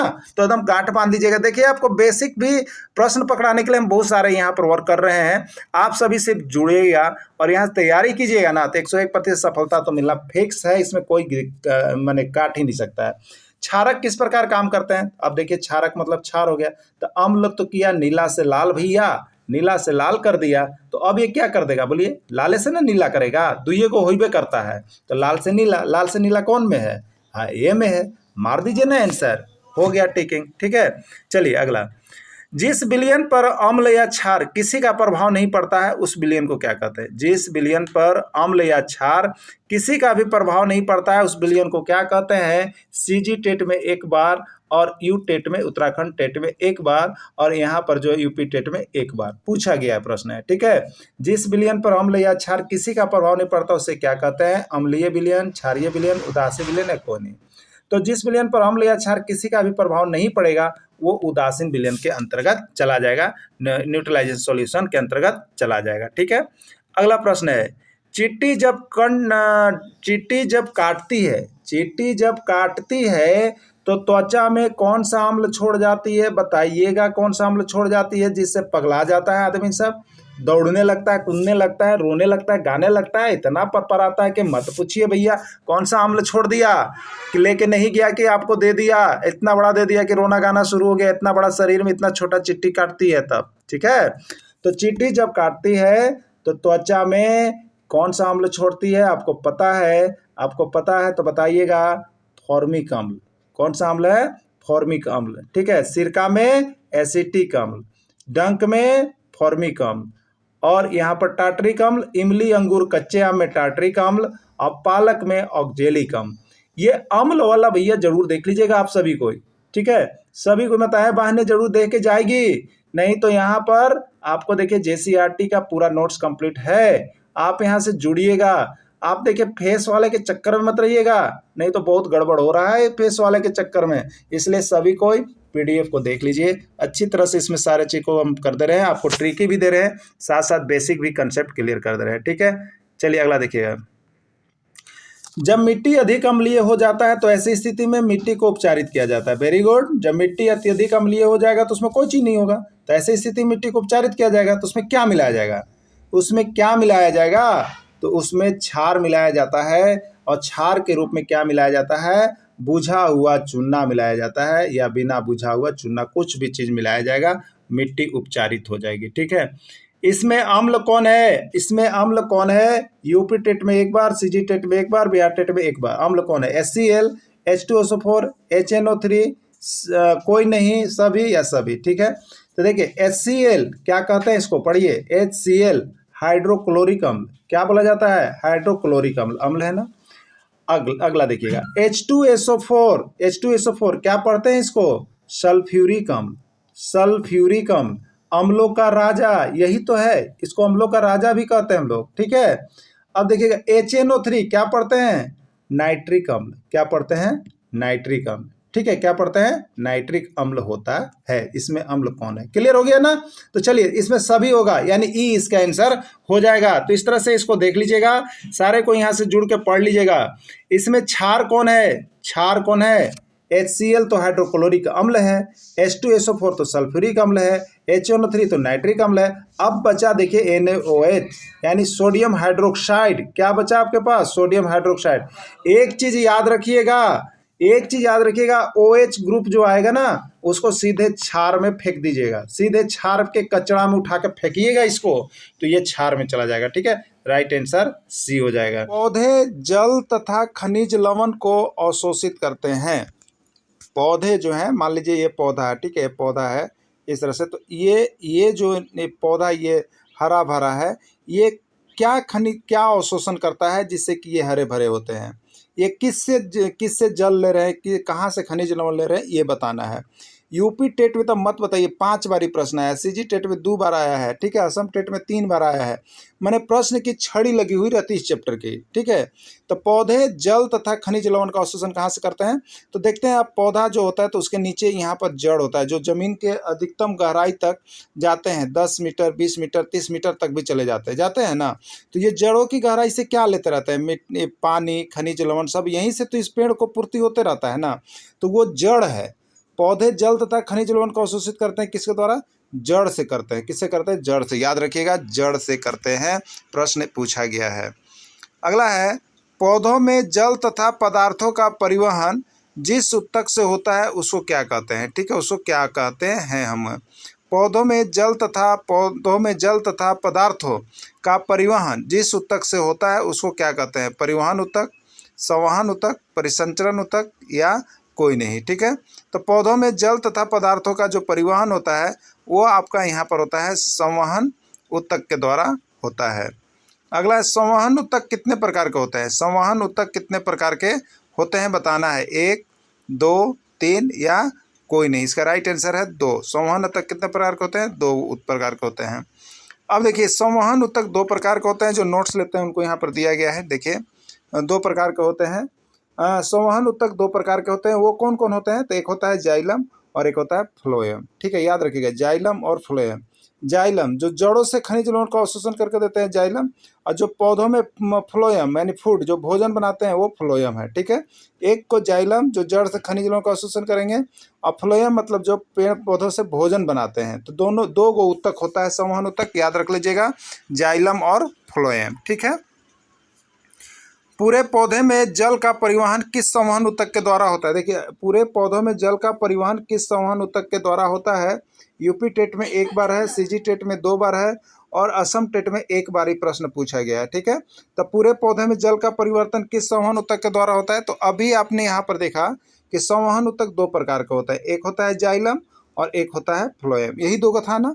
देखिए जाइलम जाइलम जाइलम लिखिएगा। देखिए जाइलम, जाइलम में जा यानी ज से जल, यानी पूरे पेड़ पौधों में जल का परिवहन जाइलम के द्वारा किया जाता है। याद रख लीजिएगा, जाइलम क्या है, जाइलम जाइलम जाइलम में यहाँ पर ज से याद रखिएगा जल, यानी पूरे पेड़ पौधों में जल का परिवहन किस ऊतक से होता है, जाइलम ऊतक से होता है। क्लियर हो गया होगा आप लोग को। ठीक है, क्लियर हो गया होगा। चलिए देखिए, जाइलम नलिकाओं का जाल बनाता है जो जड़ को तना एवं शाखाओं के द्वारा पत्तियों से जोड़ता है। इस प्रकार जाइलम का बना जाल पूरे पौधों में जल का परिवहन करता है। ठीक है, तो इस तरह जाइलम क्या करता है, जल का परिवहन करता है, जल का परिवहन करता है। ठीक है, चलिए अगला, पूरे पौधों में भोजन का संवहन जिस ऊतक के द्वारा होता है उससे क्या कहते हैं। ठीक है, पूरे पौधों में भोजन का संवहन जिस ऊतक के द्वारा होता है उसको क्या कहते हैं। असम टेट में 2 बार, बंगाल टेट में 1 बार, उड़ीसा में 1 बार, 3 जगह पूछा गया है। ठीक है, तो पूरे पौधों में भोजन का संवहन जिस ऊतक के द्वारा होता है उससे क्या कहते हैं। ठीक है, जाइलम, फ्लोएम, परिवहन तंत्र या कोई नहीं। ठीक है, कौन होगा। देखिए पूरे पौधों में भोजन का जो परिवहन होता है जिस ऊतक के द्वारा होता है उससे क्या कहते हैं, आपको ये पूछा गया है। तो पौधों में भोजन को क्या कहते हैं, फूड। क्या कहते हैं, फूड। फूड में एफ है, एफ से फ्लोएम, एफ से क्या होगा, फ्लोएम। ठीक है, तो पूरे पौधों में भोजन का परिवहन जो होता है वो किस ऊतक के द्वारा होता है, फ्लोएम के द्वारा। याद रखिएगा, फ्लोएम में एफ, एफ से फ से फूड, फूड से भोजन, यानी एफ याद रख लीजिएगा। तो फ्लोएम में फूड होता है, भोजन का परिवहन होता है। क्लियर हो गया होगा। चलिए अगला देखिएगा, यहाँ पर नोट्स जो खरीदते हैं उनके लिए बना हुआ है। पत्तियों में प्रकाश संश्लेषण तैयार भोजन पौधों के सभी भाग में जिस संवहन ऊतक से होता है उन्हें फ्लोएम कहते हैं। ठीक है, क्या कहते हैं, उन्हें फ्लोएम कहते हैं। पौधों में उपस्थित जल को किसके द्वारा बाहर निकाला जाता है। पौधों में उपस्थित जल को किसके द्वारा बाहर निकाला जाता है, रंध्र के द्वारा, फूल के द्वारा, पत्ती के द्वारा या जड़ के द्वारा। ठीक है, तो पौधों में जो उपस्थित जल होते हैं उसको बाहर जो निकाला जाता है वो आपका रंध्र के द्वारा होता है। किसके द्वारा होता है, रंध्र के द्वारा होता है। ये पंजाब टेट में 1 बार पूछा गया प्रश्न है। ठीक है, रंध्र के द्वारा होता है। देखिए यहाँ पर याद रखिएगा, रंध्र क्या है, पत्तियों की सतह पर उपस्थित रंध्र या छिद्र के द्वारा अतिरिक्त जल को बाहर निकाला जाता है। रंध्र के द्वारा छिद्र के माध्यम से पत्तियों बाहर निकाला जाता है। ठीक है, अगला है, हृदय एवं रक्त वाहिनियां मिलकर शरीर के किस तंत्र को बनाती है। हृदय एवं रक्त वाहिनी ये दोनों मिल करके शरीर के किस तंत्र को बनाती है, पाचन तंत्र, निष्कासन तंत्र, परिसंचरण तंत्र या कोई नहीं। ठीक है, तो हृदय और रक्त वाहिनियां आपस में मिल करके आपका जो तंत्र बनाती है उस तंत्र का नाम है, देखिए, परिसंचरण तंत्र। और यू टेट में 1 बार ई आया हुआ है, उत्तराखंड टेट की बात करेंगे। ठीक है, परिसंचरण तंत्र का निर्माण करती है। पौधों में खनिज लवण का परिवहन जिस तरह जल द्वारा तक होता है, जल द्वारा कहाँ से कहाँ तक होता है, पौधों में खनिज लवण का परिवहन जिस तरह जल द्वारा होता है, कहाँ तक, जड़ से पत्तियों तक, पत्तियों तक जड़ तक, कोई नहीं। तो जल का परिवहन कहाँ से स्टार्ट होता है, देखिए ये जड़ से स्टार्ट होकर के पत्तियों तक जाता है, जड़ से स्टार्ट होकर के पत्तियों तक जाता है, तो जड़ से पत्तियों तक इसका परिवहन होता है। ठीक है, ये प्रश्न बहुत ही इंपॉर्टेंट है, आपका आया हुआ है। हमारा रक्त है बता दे रहे हैं, 101 बार ये प्रश्न पूछा गया है और जेटेट में भी एक बार आया हुआ है आपका। ठीक है, और सभी राज्यों के शिक्षक पात्रता परीक्षा में अब तक देखिएगा तो ये प्रश्न पूछा गया है कि हमारा रक्त क्या है। ऑप्शन है तरल संयोजी ऊतक, पेशीय ऊतक, कोशिकीय ऊतक या परिसंचरण तंत्र क्या है। तो हमारा रक्त जो है एक तरल संयोजी ऊतक होता है, एक तरल संयोजी ऊतक होता है, याद रखिएगा।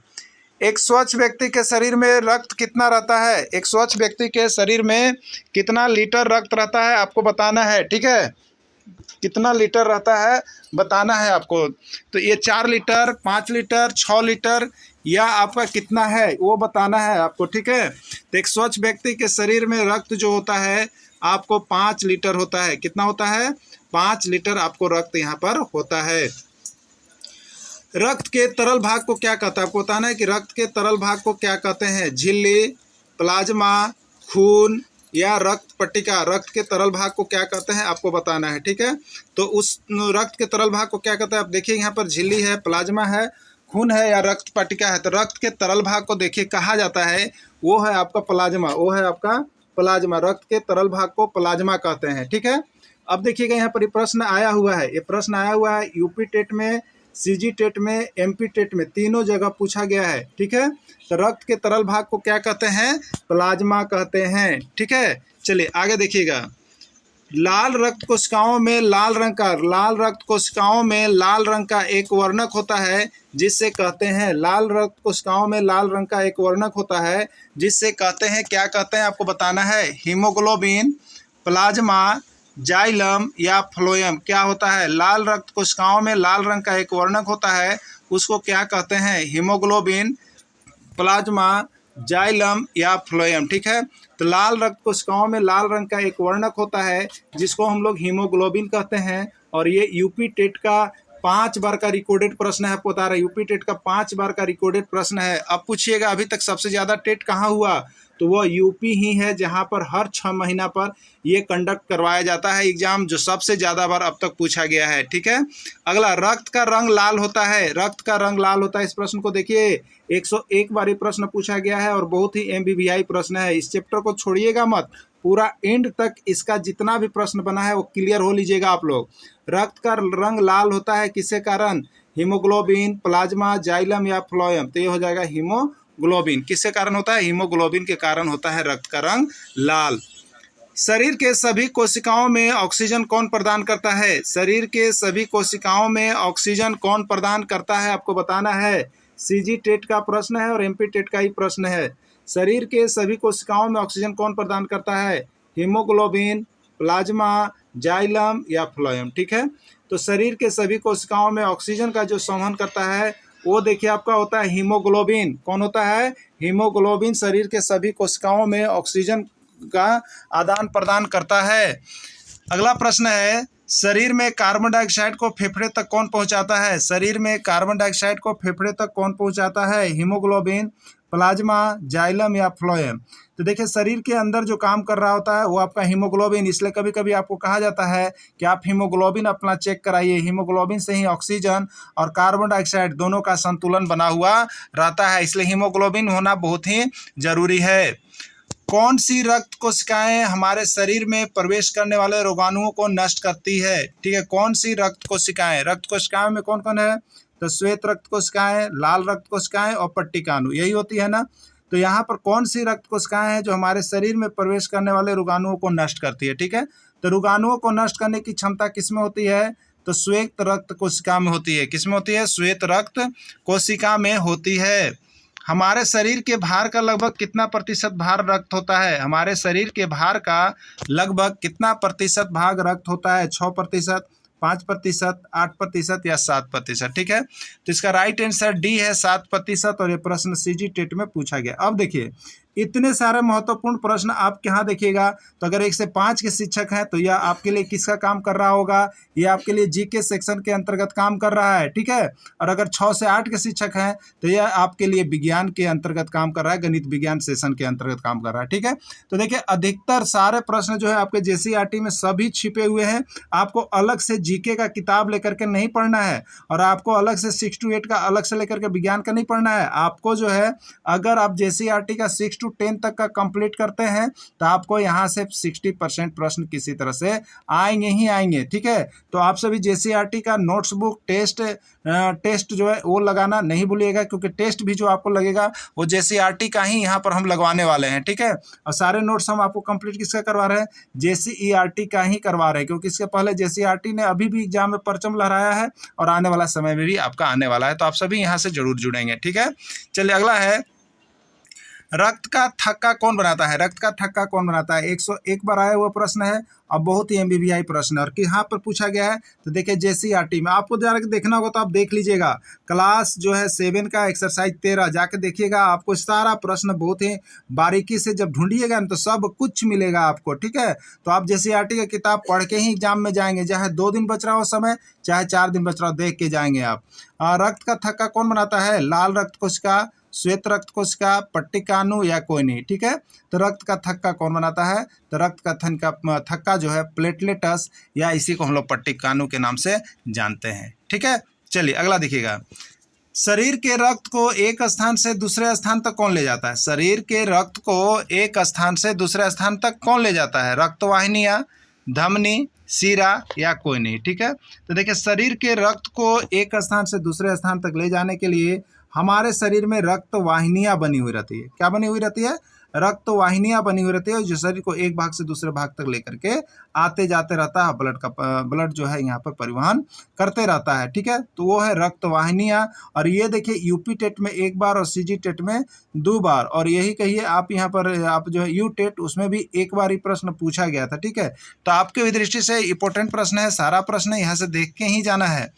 शरीर में कितने प्रकार की रक्त वाहिनियां होती है, शरीर में कितने प्रकार की रक्त वाहिनियां होती है, यू टेट का 1 बारी प्रश्न आया हुआ है, 1, 2, 3 या कोई नहीं, ठीक है। तो हमारे शरीर में जो रक्त वाहिनियां होती है वो 2 प्रकार की होती है, ठीक है। दोनों रक्त वाहिनियां का नाम क्या है, पूछेगा कि शरीर में 2 प्रकार के रक्त वाहिनियां होती है, वो दोनों रक्त वाहिनियां का नाम क्या है, एक है धमनी, सीरा, ए और बी दोनों या कोई नहीं। तो हमारे अंदर जो 2 रक्तवाहिनियां हैं उसको हम लोग कहते हैं धमनी और सीरा। धमनी भी है और सीरा भी है, यानी राइट आंसर इसका ए और बी दोनों हो जाएगा, ठीक है। चलिए नेक्स्ट देखिएगा, कौन सी रक्तवाहिनियां ऑक्सीजन युक्त रक्त को हृदय से शरीर के सभी भागों को ले जाती है, हृदय से शरीर के सभी भागों को ले जाती है, धमनी, सीरा, रक्त नालिकाएं या कोई नहीं, ठीक है। तो ये जो है आपका देखिए एट्रिस्ट यानी धमनी जो है क्या होता है, ऑक्सीजन युक्त रक्त को हृदय से शरीर के सभी भागों को ले जाती है, धमनी। कौन ले जाती है, धमनी, ठीक है। देखिए यहाँ पर नोट्स बने हुए हैं आपके लिए। धमनी हृदय से ऑक्सीजन युक्त रक्त को शरीर के सभी भागों में ले जाती है। धमनियां की दीवार मोटी और लचीली होती जाती है, ठीक है। धमनी जो है हृदय से ऑक्सीजन युक्त रक्त को ले जाती है। सामान्यतः नाड़ी स्पंदन की दर प्रति मिनट कितना होता है, सामान्यतः नाड़ी स्पंदन की दर कितना होता है। और यही प्रश्न पूछता है कि 1 मिनट में हृदय कितनी बार धड़कता है, दोनों प्रश्न बहुत ही एमबीबीआई प्रश्न है, 1001 बार ही पूछा गया प्रश्न है।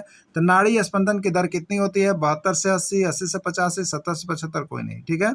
तो ये 72 से स्टार्ट होता है, कहाँ से स्टार्ट होता है, 72 से लेकर के 80 तक होता है, यानी 1 मिनट में हृदय कितनी बार धड़कता है, इसे पूछा जाए तो 72 बार होता है। और स्पंदन दर अगर पूछा जाए तो 72 से 80 तक होता है, ठीक है। हृदय स्पंदन को पता लगाने के लिए क्या जांच किया जाता है, हृदय स्पंदन को पता लगाने के लिए किस चीज़ से जांच किया जाता है, हृदय की धड़कन को किस चीज़ से जांच किया जाता है, ECG, EEG, EPG या नेफ्रॉन, किस चीज़ से किया जाता है, ठीक है। हृदय स्पंदन की दर को पता लगाने के लिए देखिए हम लोग ECG लेते हैं, क्या लेते हैं, ECG, क्या करते हैं, ECG, ठीक है। अगला देखिएगा यहाँ पर, वे रक्तवाहिनियाँ जो कार्बन डाइऑक्साइड युक्त रक्त को शरीर के सभी भागों से वापस हृदय में ले जाती है, वे रक्तवाहिनियाँ जो कार्बन डाइऑक्साइड युक्त रक्त को शरीर के सभी भागों से वापस हृदय में ले जाती है, क्या कहलाती है, धमनी, सीरा, रक्तवाहिकाएं या कोई नहीं, ठीक है।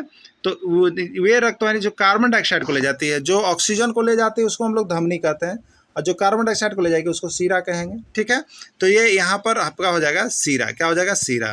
देखिए यहाँ पर लिखा हुआ है नोट्स में, CO2 को वापस हृदय में ले जाती है, सिराओं की भित्तियां अपेक्षाकृत पतली होती है। तो CO2 को कौन ले जाता है? सीरा। और ऑक्सीजन को कौन ले जाता है? धमनी। ठीक है, सिराओं में ऐसे बाल्ब होते हैं जो रक्त को केवल हृदय की ओर ही प्रवाहित करते हैं, वो हृदय की ओर जाते हैं, और जो हृदय से जाता है पूरे शरीर में वो यहाँ पर धमनी है, और यहाँ पर जो सीरा है वो सीधा ऑक्सीजन की ओर लेकर के जाता है, हृदय की ओर ऊपर की ओर लेकर के जाता है। ठीक है, हमारे शरीर में निरंतर धड़कने वाला अंग कौन है? आपको बताना है कि हमारे शरीर में कौन सा ऐसा अंग है जो निरंतर धड़कते रहता है। 101 बार ये प्रश्न पूछा गया है आपका, और ये शिक्षक पात्रता परीक्षा में तो बार बार सभी स्टेट में पूछा गया है। ठीक है, तो हमारे शरीर में निरंतर धड़कने वाला अंग कौन होता है बताना है आपको। तो इसका राइट आंसर हो जाएगा हृदय। क्या हो जाएगा? हृदय हमारे शरीर में धड़कने वाला अंग है।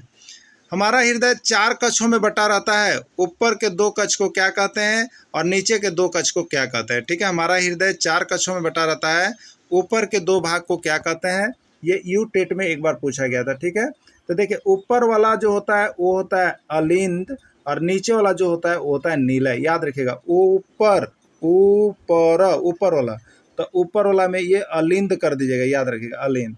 नीचे क्या हो रहा है अबरी? नीचे, नीचे में देखिए नी है तो नीलय कर दीजिएगा, नी से इसको नीलय कर दीजिएगा। ठीक है, क्लियर हो गया ना? तो अलिंद और नीलय, ऊपर वाला को अलिंद और नीचे वाला को नीलय हम लोग कहेंगे। क्लियर हो गया होगा? चलिए अगला, हमारा हृदय के निचले 2 कक्षों को क्या कहा जाता है? हमारे हृदय के निचले 2 कक्षों को क्या कहा जाता है? उड़ीसा टेट में ही प्रश्न आया हुआ है। ठीक है, क्या कहा जाता है? तो नीचे वाले को हम लोग क्या कहते हैं? अभी ही आपको बताए थे, नीचे वाले को नीलय और ऊपर वाले को अलिंद। ठीक है, तो ऊपर और नीचे वाला को नीलय कहेंगे। क्लियर हो गया? चलिए अगला देखिएगा, हमारा हृदय किस प्रकार का अंग है? हमारा हृदय किस प्रकार का अंग है? पेशीय ऊतक, पेशीय अंग, स्पंदी या कोई नहीं? हमारा हृदय किस प्रकार का अंग है? तो हमारा हृदय देखिए जो है ये पेशीय अंग है। यूपी टेट का प्रश्न है और सीजी टेट का एक बार का आया हुआ है, ये दोनों प्रश्न आपका है। ठीक है, तो हमारा हृदय पेशीय अंग है। हृदय की गति को मापने के लिए किस यंत्र का प्रयोग किया जाता है? हृदय की गति को मापने के लिए किस यंत्र का प्रयोग किया जाता है? 101 बार परीक्षा प्रश्न में आया हुआ है और पूछा गया। ठीक है, तो हृदय की गति को मापने के लिए हम लोग जो यंत्र का प्रयोग करते हैं वो आपका कौन सा होता है? तो वो आपका होता है देखिए स्टेथोस्कोप। क्या होता है? स्टेथोस्कोप होता है। अगला है, स्पंज और हाइड्रा में, स्पंज और हाइड्रा जैसे जंतुओं में क्या होता है? रक्त नहीं होता है, परिसंचरण तंत्र नहीं होता है, जिस जल में रहते हैं वहीं से उनके शरीर में प्रवेश करके भोजन और ऑक्सीजन की आपूर्ति कर देता है सभी। तो देखिए स्पंज और हाइड्रा में ये सभी बातें सही है, रक्त नहीं होता है, परिसंचरण तंत्र नहीं होता है, जिस जल में रहते हैं वहीं से उनके शरीर में प्रवेश करके भोजन और ऑक्सीजन की आपूर्ति करता है। ये बिल्कुल सही चीज़ है, राइट आंसर इसका डी होगा। जलीय जीव मछली अपशिष्ट पदार्थ के रूप में क्या उत्सर्जित करती है? जलीय जीव मछली जो है अपशिष्ट पदार्थ के रूप में क्या उत्सर्जित करती है? अमोनिया, अर्धठोस, यूरिया या कोई नहीं। ठीक है, तो जलीय जीव मछली जो है अपशिष्ट पदार्थ के रूप में जो उत्सर्जित करती है वो है देखिए आपका अमोनिया। क्या है? अमोनिया। मानव द्वारा उत्सर्जित अपशिष्ट पदार्थ है, मानव द्वारा उत्सर्जित अपशिष्ट पदार्थ है अमोनिया, अर्धठोस, यूरिया या कोई नहीं। मानव द्वारा उत्सर्जित अपशिष्ट पदार्थ है उसको क्या कहते हैं? ठीक है, तो मानव द्वारा जो उत्सर्जित किया जाता है वो यूरिया होता है। क्या होता है? यूरिया होता है, यूरिया होता है, याद रख लीजिएगा। अमीबा और पैरामीशियम के बारे में क्या सही है? अमीबा और पैरामीशियम के बारे में क्या सही है? हानिकारक पदार्थ को बाहर निकालने के लिए कोई विशेष अंग नहीं होता है, एक कोशिकीय छोटा जीव होता है, यह अपना अपशिष्ट पदार्थ को शरीर में विसरण विधि द्वारा बाहर निकालते हैं, और लास्ट में है सभी। इसका राइट आंसर देखिए होगा सभी, ये सभी सही है। अमीबा और पैरामीशियम में क्या होता है? हानिकारक पदार्थ को बाहर निकालने के लिए कोई अंग नहीं होता है। ठीक है, यह एक कोशिकीय एक कोशिकीय जीव होते हैं। ये भी सही है कि अमीबा और पैरामीशियम जो है वो एक कोशिकीय जीव है। और अगला यह भी सही है कि यह अपने अपशिष्ट पदार्थों को शरीर को विसरण विधि द्वारा बाहर निकालते हैं। ठीक है, अमीबा किस विधि द्वारा अपशिष्ट पदार्थ शरीर से बाहर निकालते हैं बताना पड़ेगा आपको, तो वो हो जाएगा विसरण विधि। ठीक है, अगला है, सजीवों द्वारा कोशिकाओं में बनने वाले, सजीवों द्वारा कोशिकाओं में बनने वाले अपशिष्ट पदार्थ को बाहर निकालने की क्रिया को क्या कहते हैं? उत्सर्जन, परिवहन, धमनी या सीरा क्या कहते हैं? प्रश्न यही आपका सीजी टेट में एक बार पूछा था, ठीक है। क्या कहते हैं? तो क्या कहते हैं इसको? तो हम लोग कहते हैं उत्सर्जन। हानिकारक पदार्थ को, व्यर्थ पदार्थ को, बेकार पदार्थ को निकालने के लिए उत्सर्जन कहते हैं, ठीक है। मानव उत्सर्जन तंत्र में शामिल अंग है। मानव का कौन सा अंग है जो उत्सर्जन तंत्र में शामिल होगा? 2 मूत्रवाहिनी, 1 मूत्राशय, 1 जोड़ा सेम आकार का विकक या सभी, ठीक है। तो मानव का उत्सर्जन तंत्र जिससे हानिकारक और अपशिष्ट पदार्थ बाहर निकलता है वो में 2 मूत्रवाहिनी है, 1 मूत्राशय है और 1 जोड़ा सेम आकार का विकक, यानी इसका राइट आंसर सभी होगा। राइट आंसर से क्या होगा? सभी हो जाएगा, ठीक है। चलिए अगला देखिएगा। मूत्र में होता है, मूत्र में होता है बताना है 95% जल, 2.5% यूरिया, 2.5% अपशिष्ट पदार्थ या डी सभी। तो इसका राइट आंसर सभी हो जाएगा। सभी इसका सही है। सीजी टेट में एक बार आया है, यू टेट में एक बार आया है, एमपी टेट में एक बार आया है, 3 जगह ये प्रश्न अब तक आ चुका है, ठीक है। रक्त के छानने की विधि को क्या कहते हैं? रक्त के छानने की विधि को क्या कहते हैं? अपोहन, जिसको अंग्रेजी में कहते हैं डायलिसिस, यूरिया, उत्सर्जन या कोई नहीं, ठीक है। ये प्रश्न 101 बार अभी तक पूछा गया है, हर एग्जाम में आया है, जहाँ तक आपका झारखंड में भी आया हुआ, ठीक है। तो रक्त के छानने की विधि को क्या कहते हैं? तो डायलिसिस कहते हैं। क्या कहते हैं उसको? डायलिसिस कहते हैं, और वो रक्त के छानने की एक विधि है। पसीने के रूप में शरीर से क्या निकलता है? पसीना के अगर शरीर से निकल रहा है तो वो आपके शरीर से क्या निकल रहा है बताना है, ठीक है। जल निकल रहा है, यूरिया निकल रहा है, लवण निकल रहा है या सभी, ठीक है। तो वो क्या होता है? सभी होता है। हमारे शरीर से जल भी निकलता है, यूरिया भी निकलता है, लवण भी निकलता है, इसका राइट आंसर सभी हो जाएगा। अगला है, इनमें से कौन रक्त कणिकाएं हैं? इनमें कौन कौन रक्त कणिकाएं हैं आपको बताना है। यू टेट का पूछा गया प्रश्न है, ठीक है। इनमें कौन कौन रक्त कणिकाएं हैं आपको बताना है। आरबीसी, डब्ल्यूबीसी, प्लेटलेट्स या सभी। तो देखिए हमारे शरीर में जो रक्त कणिकाएं होती है वो तीनों होती है। लाल रक्त कणिकाएं, श्वेत रक्त कणिकाएं और प्लेटलेट्स मैंने पट्टी कानू, ठीक है। तो ये तीनों रक्त कणिकाएं होती है। इसका राइट आंसर सभी हो जाएगा, डी हो जाएगा, ठीक है।